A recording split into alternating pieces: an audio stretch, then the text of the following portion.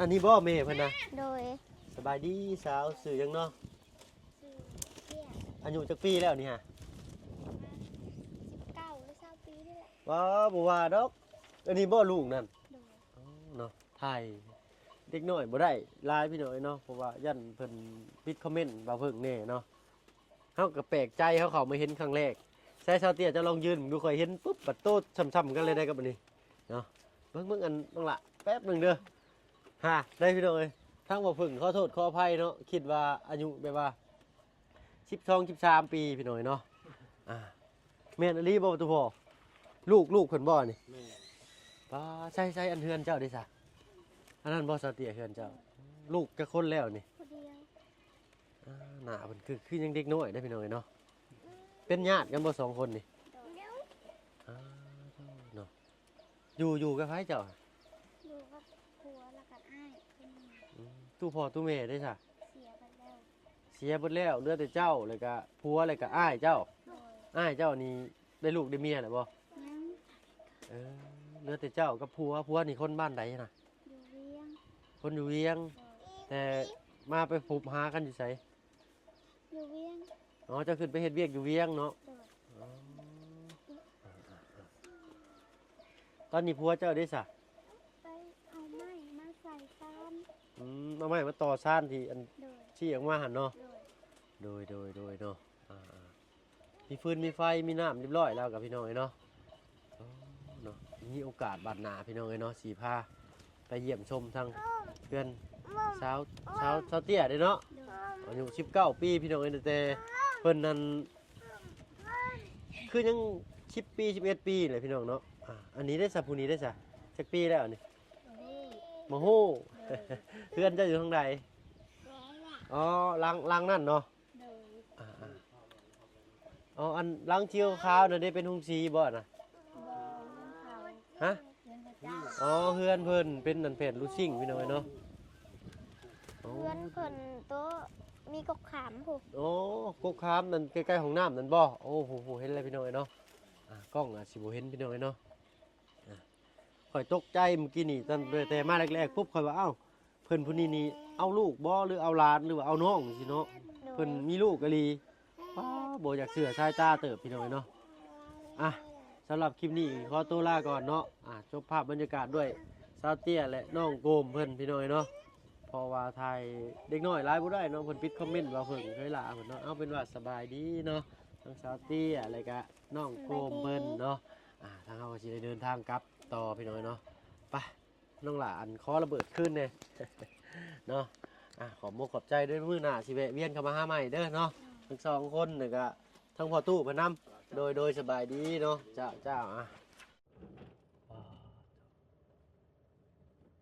เห็นว่านี่ออกป่าขดงไปเลยเนาะเห็นว่าลงทางมาจากลุงแล้วกี่ผ้าไปใส่เดบาดพี่น้องเลยเนาะชื่อว่าป่าดงดิบกับผมเห็นเนาะบ้านนึงเห็นบ่บ้านไก่บกคันเนาะน่ะโอ้ตู้ร้อนเลยนี่เนาะก็ค่ำกลางคืนเด้ซะหน่อยนี่ร้อนแล้วผู้เดียวก็บ่ได้กล้ามาบ้านไก่บกคันพี่น้องเอ้ยเนาะโอ้อึ๊บสมมุติว่าบ่เคยเข้ามานี่แต่เป็นค่ำกลางคืนนะแต่ก็ตะเวนนั่นเดือนสิแจ้งกัน1นะ2ใส่หลังคาเฮือนน้อยว่าพี่น้องเอ้ยแตกเงียบแตกเนื้อหัวใจข่อยสิเป็นวินเนาะพี่น้องเอ้ยเนาะย่านบ่เจ้ากันบ่บ่ย่านดอกตามว่าเบิ่งมันก็วิวมันก็ชวนร้อนนั่นน่ะเนาะนั่นแล้วย่านบ่ได้มันก็บ่ได้คิดว่าย่านนะมันแบบมันสิเฮ็ดนี่คนคิงเฮาลูกเก่งมันได้นั่นแล้วย่านบ่แล้วข่อยอุตส่าห์ปิดบังไว้ก็ได้ย่านแล้วแบบนั้นแต่คนบ่ย่านนี่คือมันบ่ได้เป็นหยังเลยได้บ่คิดหยังเลยบ่แม่นซะบ่เนาะย่านนี้เจ้าก็ได้ย่างทำขึ้นย่างปกติอันนั้นบ่ย่านแต่ว่าไปจุดใดจุดหนึ่งเนี่ยมันฝนเมืองลาวแตกเยือกเลยนี่ก็คิดโลดเจ้าย่านแล้วแม่นบ่เจ้า คน ตอนเจ้าแบบคิดพุ่งซ้ำได้ตอนนั้นนะอ่า เจ้าได้สิเป็นตาญาติอยู่บ่ ว้าย แค่คนเนาะย่างผ่านแบบนี้คือคำมันขึ้นผู้เดียวนี่ว่าคันว่าบ่ญาตินี่ป๊าดเนาะเนาะ แต่ว่าข่อยผู้หนึงแหละ เออแล่นโลดแม่นบ่ ตายยางพันเป็ด แต่ถามว่าญาติมันก็บ่ปานใดนะแบบว่าแต่มันรู้สึกได้เนาะรู้สึกได้พี่น้องเนาะ มักความวุ่นวายเนี่ยนิดนึงนะข่อยถ้าบ่ค่อยมักสงบปานใด ขอบคุณว่าจังหน่อย เนี่ยเนาะแบบว่ามักแบบบางคือไปรับไปนอนอยู่เขตอื่นก็แบบว่าอยากให้มันแบบดูแบบสถานที่แบบชนมุนแน่นิดนึงนะผู้คนแบบพูดพลาดเนี่ยนะ คำว่า เป็นพลาดแต่ว่าบ่ให้มันเงียบนะ เด้อคันว่าเงียบๆนี่พุ่งชาติแล้วอยู่ผู้เดียวนี่เนาะ แม่นว่านี่ต้องเอาแบบไปมึงสิคือรับแน่แบบเงียบไม่ยินเสียงนกห้องว้ายอะไรครับไว้ตัวน่ะญาติ ก็อยากเสียวหน่อยได้เนาะเงียบๆเลยได้ยินแต่เสียงนกเสียงกานี่ก็ห้อย มีเสียงตู้เสียงกลองเสียงลู ค ก น ตื้มตั้มอยู่ในอันพับในบาร์ในใกล้ๆแบบอาหารกินกินดื่มบ่หรือว่าสถานที่ตลาดบ่แบบเสียงแซ่ๆ โดดล่าคอกไข่เนี่ยก็ เสียงรถ อุ่น เสียง ใจหน่อยได้เนาะ แบบว่าเฮานอนก็แบบเฮารู้สึกได้ว่ามีหมู่ข้างนะ โดย แบบนั้นน่ะนอนรับสบาย อันเสียงจักรจันทร์เงี้ยๆๆๆนี่ซะแล้วก็เสียงกุ๊กกุ๊ก โอ้ กุ๊กเดิน แบบนั้นน่ะโอ้ได้แบบทางกลับบ้านนะครับพ่อกับแม่ก็ได้แบบนั้น เนาะไปกับบ่เอาคือกันเด้อพี่น้องเนาะ มักแบบว่าในเมืองเนี่ยนะ โด ว่าย จะมักแบบความสนมุนในนิดนึง เนาะ ว่าบ่มักความเงียบไปซะ เงียบก็ต่างเงียบเลยเนาะเงียบก็คือบ่อนเฮาอยู่เคยชินก็เงียบก็เป็นตาม่วนอยู่เด้คำว่าเงียบเลยแบบว่าบ่อนบ่เคยไปเลยก็จอดรถจึกเลยก็ไปพักเลยก็ได้ยินเสียงแมงไม้เงี้ยๆๆอยู่นี่ก็ฮ้าเนาะเพลงอยู่ก็บ่เป็นตาอยู่ได้พี่น้องเนาะพาไปใช้หลุงไปหน้าบ่ ไปบ้านหน้าเพกน้อย หน้าแพกน้อยโอ้ พังทองสวัสดีเคสเนาะ โดย มาหาน้องน้อยทานหนึงอีก โดย ตัวหนึงเพิ่นก็แบบสงสารเพิ่นนะ โด น้ ย องน้อยแบบกับผ้า อืม ผ้ามีอยู่กับพ่อบ้านผู้พังแท้พี่น้องก็สิมาเยี่ยมเบิ่งอีกเพิ่นเมื่อวานนี้ทางเบาดีเพิ่นได้เจาะน้ำให้เรา โดย เนาะก็ถือว่าแล้วว่าซั่นซะทีนี้มาอัปเดตตรงก่อนแล้วน้ำในเราเป็นจังได๋ โดย ค่ำเลยนี่สิพยายามบ่ให้ค่ำเกินไปได้นี่พี่น้อง โดยออกไปโหลดว่าอันนั่งเที่ยวหมากแซวอยู่เฮ็ดได้เนาะ พี่น้องเอ้ยขอโทษขออภัยพี่น้องเนาะอ่ะอันนี้แหละถน เที่ยวน มา มา เที่ยวภาพเลย เที่ยวหมากกับตุ้ยข้างทางอะน้ำลายเฮ้ยยืดอยู่เฮ็ดแล้วบาดนี้เนาะทางวัดแคบๆคดเกี่ยวเนี่ยพี่น้องเอ้ยเนาะ เห็นไว้บ่ได้ โดยเนาะ โค้งเลย แกจะเอ้ยบาดคือทางแบบ ทางไปหน้า ไปหน้าบ่ได้ทางไปหน้าก็สิแบบใครกว่านี้เนาะก็ง่ายๆซะก็บ่ได้ว่าดูถูกดูแคลนเพิ่นดอกพี่น้องเนาะคือว่าแหละจอดนั่งก่อน ฮะฮอดแล้วบ่ ไปที่สองก่อน อ้าวเนาะใครน่าจะจอดบ่อนนี่พี่น้องเอ้ยเนาะใกล้แล้วแหละพี่น้องพี่น้องเนาะก่อนอื่นก็กราบทักทายสบายดีพ่อแม่พี่น้องเบิ่สุขสุขคนเนาะมื้อนี้ก็พ่อๆกับบ่าวเพิ่นเคยหลายคือเก่าพี่น้องเนาะหลังจากออกมาแต่บ้านชาวอ้วนชวนหนาวเพิ่นเนาะทางลูกชายเพิ่นก็จักเป็นหยังปากเพิ่นจังไสขาดน้ำบ่รู้จะไดฮ้อนในของปากเพิ่นทะเลาะเบิดพี่น้องเอ้ยเนาะคือคนนั้นแบบว่าลิ้นที่ปากแตกขนาดเนาะไปง่ายๆก็ได้เนาะวันนี้ทั้งลุงสิพาเขาไปบ้านนอก น้อง โกบ โก้ม โดยเนาะทางเบาลี่เพิ่นเขาไปอันพาสายเจาะเขาไปเรียบร้อยพี่น้องเอ้ยเนาะทางลุงเพิ่นสิพาเขามาอัปเดตเบิ่งเนาะทางบ่เพิ่นก็บ่เคยเข้ามาจักเทื่อพี่น้องเอ้ยเนาะเข้ามาเมื่อกี้นี่ก็ป๊อดเนาะข่อยก็บ่ค่อยผู้หนึงเลยได้ความมันนี่ก็ได้เนาะมาเจอเมื่อกี้นี่ป๊าตั้งแต่ทางเข้ามาเนาะทางลุงเพิ่นก็บ่ได้บอกหยังเลยเนาะยิ้มมุ้ยเขาว่าทางเวลาทางมาเอาลุงทางคือเป็นจังซี่ว่ายิ้มมุ้ยว่าเราก็ได้เนาะ เขาไปเลือกกรณีแห้งสิคักเพิ่นว่าทางว่าเพิ่นก็เลยเก็บภาพมาให้พี่น้องได้เบิ่งพี่น้อยเนาะมาพ่ออีกหมู่บ้านหนึงเนาะบ้านไก่บ่คันพี่น้อยเนาะหลังคาเหลื่อมมาบเนาะอ่ะต่อไป ก็เว้ากันหลายย่ายห่างพี่น้องเอ้ยเนาะไปติดตามรับชมทางบ้านน้องโกมเพิ่นเขานี่บ่อนฮอดบ้านน้องโกมเพิ่นเป็นที่เรียบร้อยพี่น้องเอ้ยเนาะบ้านซองเพิ่นก็สิประมาณนี้พี่น้องเอ้ยเนาะโดยอันนี้เป็นเหล้าเข่าเพิ่นพี่น้องนั่นบ่น้องโกมเพิ่นเนาะเบิ่งบ้านเฮือนเพิ่นพี่น้องเอ้ยเนาะน้องโกมบ่นี่ โดย สบายดีโดยเนาะหน้าตาน้องเพิ่นกันเนาะฮะน้องล่ะกิดระเบิดใส่เนาะอึ๊บอ่าโอ้เบิ่งน้องเพิ่นนี่คือสิเมื่อยบ่จักอีหล่ะเบิ่งสีหน้าสีตา บ่ได้เมื่อย ถ้าเป็นจังซี่ โดย อยู่กับผู้ใด อยู่กับพ่อ นั่นน่ะตู้พ่อเนาะสบายดีตู้พ่อโดยสบายดีเจ้าอันผู้อยู่ตารางนี่เด้อจ้ะน้องล่ะ ผู้อยู่กับล่างแน่ หมู่ผู้มาเล่นบ่ ฮะ ลูกน้าสาว ลูกน่ะสาว โดย เนาะตารางก็บ่มีหยังขังหยังกั้นเลยพี่น้องเนาะลมมากก็วีอยู่เนาะยังบ่ทันแล้วบ่พ่อนี่ ยังเลย สร้างไปเฮิงเลยบ่นี่ แต่เดือนสอง เดือน2อันนี้เดือน3เนาะ สามสี่ เดือน4เลย สี่ดาวเอา ให้ยังกินข้าวกินน้ำตอนแรกอีหล่ะ ยังบ่มี ยังบ่มีเฮ็ดได้สบายนี่เนาะมาม่าปลากระป๋องแล้วเนาะไปก่อนทางมาเพิ่งเคยล่ากะบ่เคยเข้ามาเทื่อพี่น้องเนาะเข้ามาครั้งแรกเนาะมาอันแวะเข้ามาเบิ่งน้ำทางอันเบาลี่เพิ่นเจาะให้เมื่อวานนี่ใช้ได้บ่น้องล่ะ ใช้ได้ ไปพามาเบิ่งนี่ดูเบิ่งแล้วก็คือสิเมื่อยเนาะพี่น้องแต่น้องเพิ่นบ่ได้เมื่อยได้เนาะขอโทษขออภัยเนาะมื้อนี้มีไผเข้ามาหาเจ้าแน่ มื้อนี้บ่มี น้องจักอายุจักปีแหละเนี่ย 13 เนาะเบิ่งเพิ่นก็คือผู้ใหญ่นั่นแหละเนาะพี่น้องหน้าตาเพิ่นแต่ว่าโตน้องเพิ่นน้อยฮอดบ่แมตร1เมตร20ฮอดอยู่บ่นี่เนาะ นี่พี่น้องเนาะใส่เป็นแบบไดเลยเนาะเสียบไฟมากะทางลุงจันทร์ก็ลองมึงแล้วแหละเนาะถือว่าโอเคผ่านเนาะน้องละ โดย อ่าอยู่กันจักคนในเฮือนนี่เดี๋ยวนี้ อยู่กัน3คน อืมมีไผแหน่น้องละ อ้าย อ้าย โดย อ้ายอายุจักปีแล้ว อ้ายบ่ฮู้ อืมเพิ่นบ่ได้ยังบ่ได้ทันเอาลูกเอาเมียบ่ เพิ่นยังบ่ทันได้เอา เพิ่นไปใช้ซะเดี๋ยวนี้น้องละ เพิ่นไปเฮ็ดเวียก ยามมื้อแรงเพิ่นมาบ่หรือว่าเพิ่นไปเฮ็ดเอ้าตกแล้วพุ่น เพิ่นบ่ได้มา ป้ามาเก็บเอาขนมก่อนเนาะก็บ่มีหยังพี่น้องเอ้ยเนาะก็มีแต่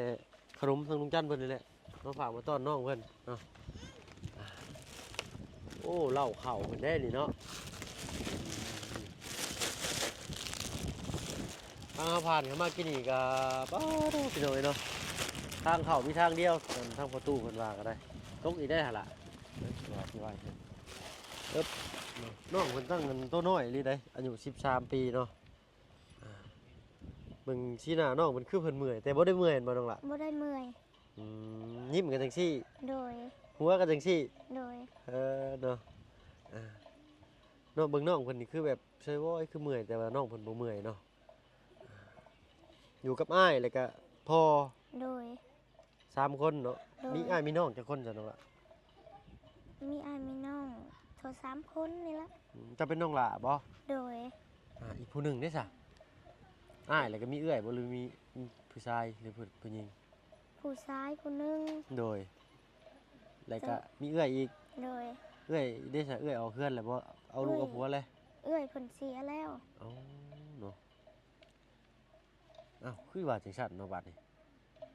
เอื้อยเสียแล้ว โดย เพิ่นยังบ่ได้ทันลูกได้ผัวบ่ เอาแล้ว อ๋อ ลูกก็ไปอยู่น้ำแม่ย่า เนาะน้ำพ่อปู่แม่ย่าเลย โดย ผัวเพิ่นบ้านใดน้องล่ะ ผัวเพิ่นกับบ้านเอง อ๋อบ้านเดียวกัน โดย เพิ่นก็มาลิ้นมาแอวนํอยู่บ่ เพิ่นไปเฮ็ดเวียก อืมอ้ายเจ้าเฮ็ดเวียกหยังน้องล่ะ อ้ายไปเฮ็ดน้ำยา น้ำยา โดย แนวใดก็บาด เฮ็ดงานปิดยาหั่นเด้ อ๋อเป็นยาสูบนี่ โดย อ๋อเนาะเกี่ยวกับโรงงานยาสูบเนาะพี่น้องเอ้ยทางมอลี่เพิ่นเข้ามากะเจาะน้ำเจาะในให้น้องเพิ่นเป็นทีเรียบร้อยพี่น้องเอ้ยเนาะ ใช้งานได้สะดวกสบายบาดนี้มีแต่หาทางเนาะ โดย ก็ให้พี่ให้น้องเนาะที่เขามาหับมาชมก็เบิ่งพิจารณาเอาพี่น้องเนาะบ้านช่องเพิ่นก็อยู่กับพ่อแล้วก็อ้ายเนาะอ้ายก็ไปเฮ็ดเวียกอยู่โรงงานยาสูบแม่นบ่น้องล่ะ โดย อยู่สวรรค์นี่บ่หรือว่าอยู่ไส บ่ฮู้ทางเพิ่นไป อืม จักอยู่สิใดลืมแหละ โรงงานยาสูบน่าสิอยู่ทางสวรรค์พี่น้องเนาะ โดย แต่เฮาก็บ่ฮู้แน่ชัดเนาะ โด จะ ย มีโอกาสสิถามทั้งตู้พ่อเพิ่นให้อีกพี่น้องเนาะเพิ่นอ้ายก็ฝากเงินฝากคำมาให้อยู่บ่น้องล่ะ เพิ่นบ่ได้พาก อ๋อเนาะคือว่าแหละเงินเดือนทางบ้านเฮาก็บ่หลายเนาะ โดย ได้สำล้านหนึ่งเนาะก็สำพัน2,000จะมีล้านปลาย2,000กับพี่น้อยเนาะ2,000นี่ก็ประมาณล้าน2ว่านี่พี่น้อยเนาะส่วนมากก็สิมีแต่ล้านห้าเนาะสูงสุดเนี่ยก็ได้ก็จักสิเฮ็ดแนวได้แหละเนาะแต่ก็ยังดีที่มีเวียกมีงานเฮ็ดเนาะ โดย ทางอ้ายจะได้เฮียนบ่น้องล่ะ ได้เฮียน อืมเพิ่นจบห้องใดเพิ่นออกห้องใดฮู้อยู่บ่ บ่ฮู้ ทางน้องได้ซะน้องบ่ได้เฮียนบ่ซั่นล่ะ บ่ได้เฮียน บ่ได้เฮียนเลยนี่ โดย โรงเรียนน้ำบ้านน้ำซองนี่ก็บ่ได้เฮียนเลย โดย ถ้ามีโอกาสนี่สิเฮียนบ่หรือว่า เฮียน เนาะเดี๋ยวบางคนก็อายุ12 13ปีแล้วคิดว่าอายแล้วก็บ่อยากเฮียนเนาะแต่ถ้ามีโอกาสนี่เฮียนเนาะน้องล่ะ โดย โดยเนาะเข้านี่ก็สิได้เข้าแต่ป .1 คือเก่าและน้องเพิ่นก็สมอยู่ดอกกับป .1 โตเพิ่นนะพี่น้องเนาะแต่ว่าอายุเพิ่นก็13ปีแล้วได้พี่น้องเนาะถ้าว่าเข้าโรงเรียนปกติก็สิประมาณม .1 เนาะม .1 ม .2 ม .3 พุ่นแหละม .2 เนาะอายุ12 13ปีนี่พี่น้องเนาะอันนี้ชื่อบ้านหยังน้องล่ะ หน้าแพก บ้านนาแพกในเนาะ โดย โดยทางเข้ามานี่มีทางเดียวเลย โดย ทางเบาผึ่งเข้ามาเมื่อกี้นี่นั่นตกใจวาบเนาะ โดย บ่เคยเข้ามาจักเทื่อ โดย อันนี้อ้ายชื่อว่าเบาผึ่งเด้อ โดย โดยเนาะ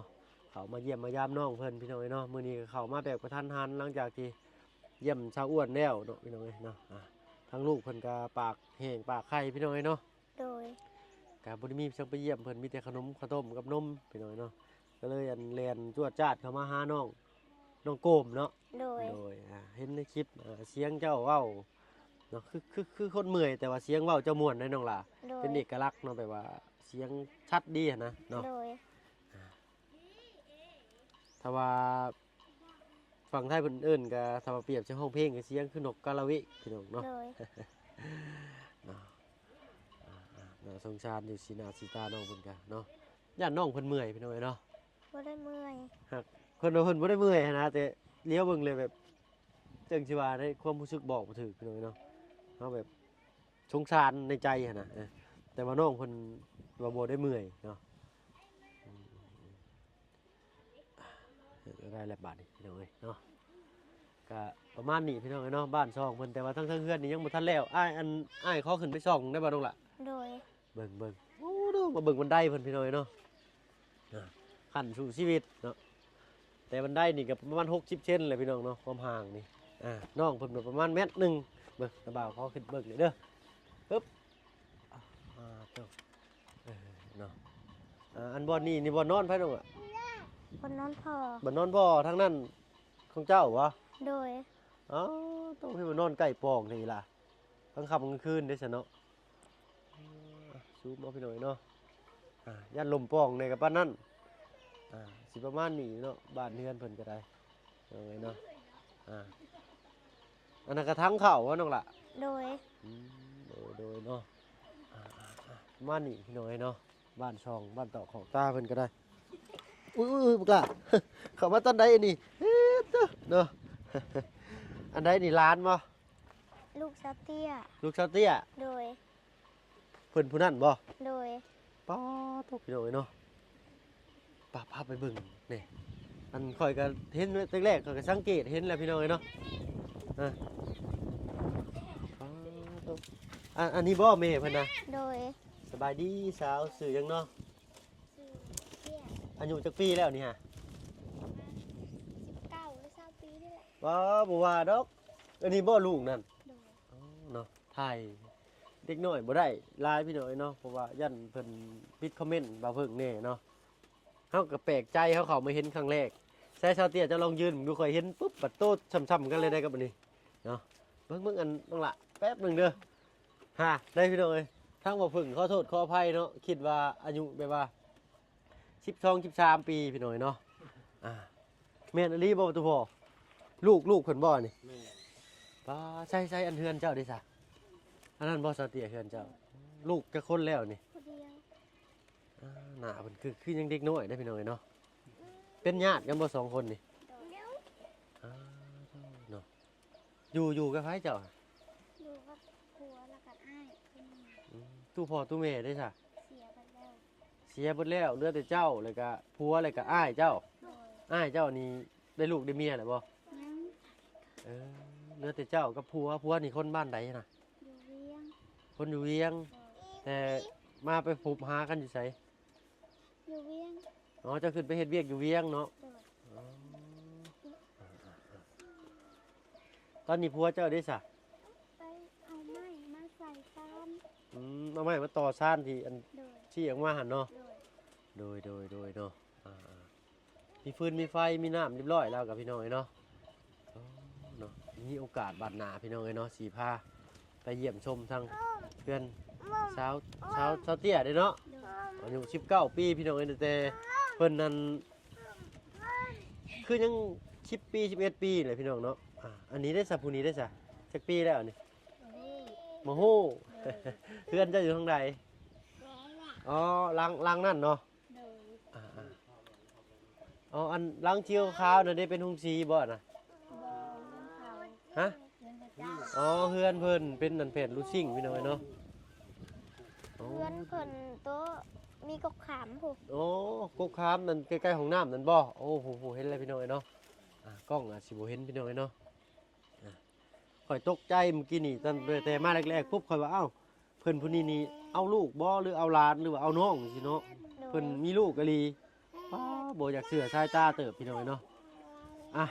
สำหรับคลิปนี้ขอตัวลาก่อนเนาะจบภาพบรรยากาศด้วยซาวเตี้ยและน้องโกมเพิ่นพี่น้อยเนาะเพราะว่าถ่ายเด็กน้อยหลายบ่ได้เนาะเพิ่นปิดคอมเมนต์ว่าเพิ่นเคยลาเพิ่นเนาะเอาเป็นว่าสบายดีเนาะทั้งซาวเตี้ยแล้วก็น้องโกมเพิ่นเนาะทางเฮาก็สิได้เดินทางกลับต่อพี่น้อยเนาะไปน้องหลานขอระเบิดขึ้นแน่ เนาะขอบมุกขอบใจด้วยมื้อหน้าสิแวะเวียนเข้ามาหาใหม่เด้อเนาะทั้งสองคนนี่ก็ทั้งพ่อตู้เพิ่นนำโดยสบายดีเนาะเจ้าทางบ่เพิ่นก็สิขอตัวลาก่อนพี่น้องเอ้ยเนาะเพราะว่าค่ำแล้วบัดนี้เนาะทางเดินทางออกไปนี่ก็แม่นบ้านไก่บ่คันพี่น้องเอ้ยเนาะ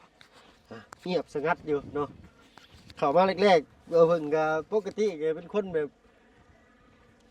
บ่ค่อยย่านจังแน่นะแบบว่าแบบคนโผงพางไปเลยนะแบบแต่พอขับรถเข้ามาคือแบบวิวพี่น้องเอ้ยเนาะสำหรับคลิปนี้ก็บ่มีหยังหลายพี่น้องเอ้ยเนาะได้มีโอกาสเข้ามาถ่ายทำนำลุงจันทร์เพิ่นอีกข้างหนึ่งอยู่ที่บ้านหน้าแพรกในเนาะหลังจากแวะเวียนไปทางบ้านสาวอ้วนชวนน้าวเพิ่นแล้วแวะเข้ามาเลยพี่น้องเอ้ยเนาะบ่แม่นว่าแวะทางลุงเพิ่นตั้งใจเข้ามาเลยนี่แหละเนาะมาเห็นเด็กก็ว่าตกใจน้องโกมแล้วแหละก็ยังมาตกใจสาวเตี้ยอีกบ้านนี้เนาะอายุ19 ปีเพิ่นว่าเนาะแต่ว่าหน้าตายังแบบ11 12เลยเนาะแล้วแต่ภูมิภาคเพิ่นพี่น้องเนาะ